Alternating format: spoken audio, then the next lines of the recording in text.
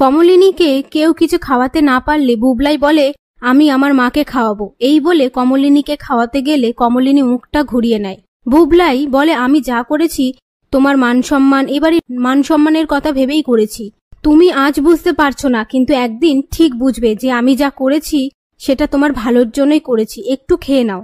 তখনই কমলিনী অজ্ঞান হয়ে গেলে কুর্চি রেগে গিয়ে বুবলাইকে সেখান থেকে সরিয়ে দেয়। এরপর সবাই মিলে কমলিনীর জ্ঞান ফেরায়। পাশ থেকে মিঠিল বলে, আমি একটা কাজ সেরে আসছি। এই বলে বাইরে এসে নতুনকে ফোন করে বলে, কাকিমার শরীরের অবস্থা খুবই খারাপ, কিচ্ছু খাচ্ছে না, তুমি একবার এসো, না হলে কাকিমা শেষ হয়ে যাবে।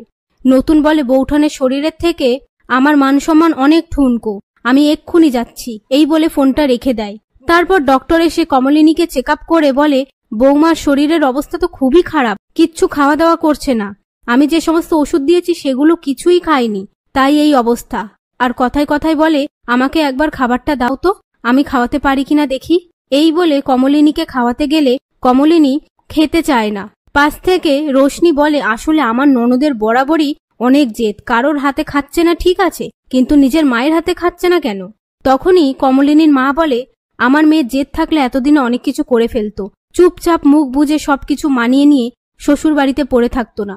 রোশনি বলে, আমি তো ওভাবে বলতে চাইনি, ছেলেমেয়েরা অন্যায় করতেই পারে, কিন্তু মায়ের কাছে তো তারা সবসময় ছোট, কিন্তু ও আপনার কাছে খাচ্ছে না কেন বলুন তো?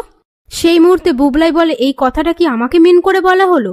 আর কমলিনীকে বলে, শেষমেশ তুমি সবার সামনে আমায় দোষের ভাগিদার করে দিলে। তখনই বাবিল বলে, আমাদের কারোর মন মেজাজ ভালো নেই, নাটকটা এবার বন্ধ কর। বুবলাই বলে, আমি নাটক করছি বাবিল? বাবিল বলে, আলবাত নাটক।